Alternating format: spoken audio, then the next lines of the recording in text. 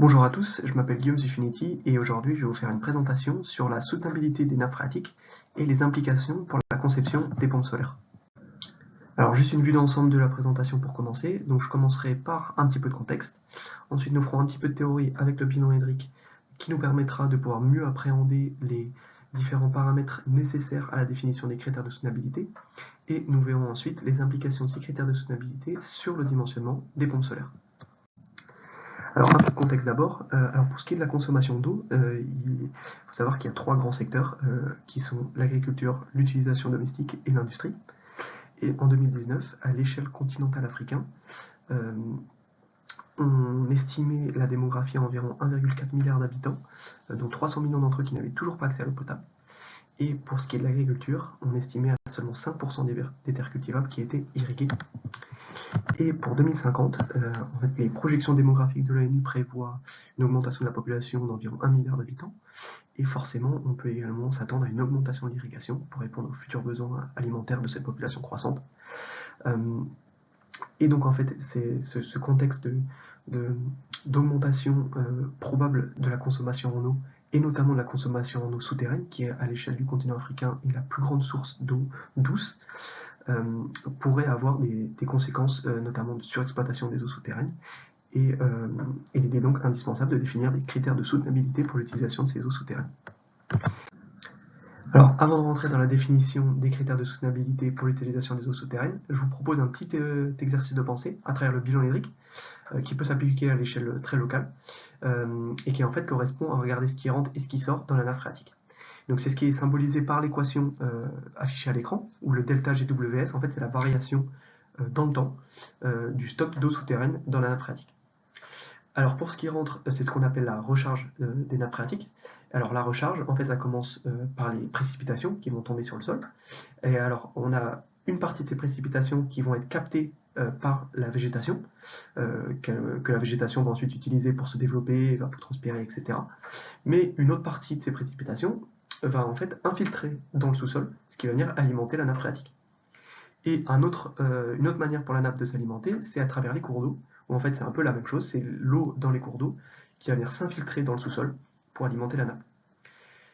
Et ensuite, pour ce qui sort de la nappe, alors on a premièrement le pompage, que ce soit pour l'utilisation domestique, industrielle ou agricole, et on a également un débit sortant. Donc là en fait, c'est si on a vu juste précédemment que les cours d'eau pouvaient alimenter la nappe, on a également la nappe qui peut alimenter les cours d'eau, notamment pendant les périodes sèches. Et donc à partir de ce bilan hydrique, on peut définir deux situations un peu extrêmes. Une situation qu'on pourrait appeler situation soutenable, où tout va bien.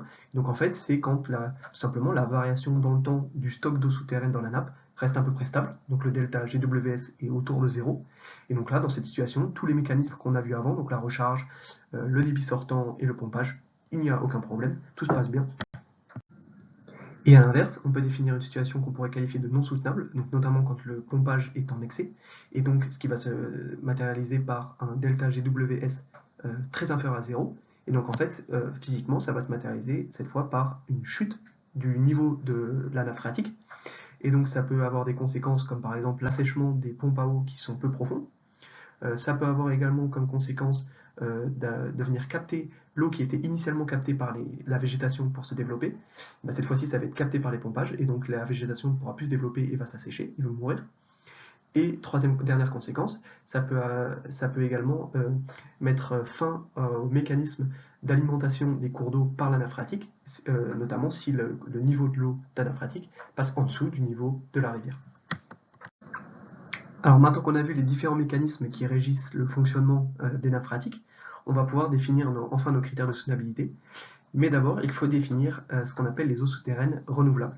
Alors, en fait, il y a une définition qui a été proposée par une équipe de chercheurs pour ces eaux souterraines renouvelables en 2020. Et en fait, cette définition, elle repose sur deux grands aspects.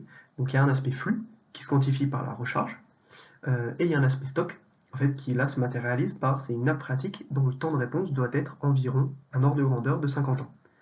Et alors le temps de réponse, en fait, il peut se calculer assez facilement avec l'équation qui est proposée à l'écran, qui est égale donc à L carré fois SY divisé par T, où L c'est la distance à la rivière la plus proche, SY c'est la porosité spécifique de l'aquifère, et T c'est la transmissivité de l'aquifère.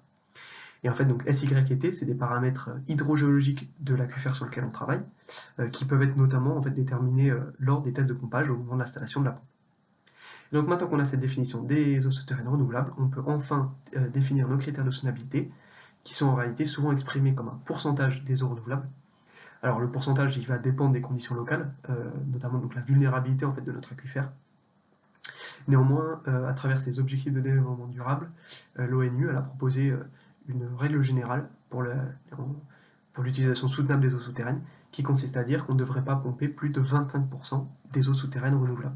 Les 75 autres devant servir au débit sortant, comme on l'a vu sur les slides précédentes, pour pouvoir en fait permettre aux eaux souterraines de continuer à rendre leur service écosystémique, donc alimenter les cours d'eau, alimenter la végétation, etc. Et donc maintenant qu'on a ces critères de soutenabilité, en fait on peut venir comparer ces critères de soutenabilité avec les capacités de pompage de notre pompe à eau. Et en fait ce qui est pratique, c'est qu'avec les pompes solaires, il existe des modèles de pompes solaires qui permettent d'estimer à l'avance la capacité de pompage. Et pour faire ça, on a besoin donc des variables de dimensionnement de la pompe solaire, des paramètres hydrogéologiques qui, comme on l'a déjà dit auparavant, peuvent être déterminés lors des tests de pompage, et des données d'irradiance, donc la puissance envoyée par le soleil sur nos panneaux solaires. Et donc finalement, on pourra comparer les estimations de capacité de pompage avec les critères de soutenabilité, ce qui nous permettra de dimensionner à l'avance la pompe solaire afin de respecter les critères de soutenabilité et d'assurer une utilisation soutenable des eaux souterraines. Voilà, c'est tout pour moi. Merci pour votre temps.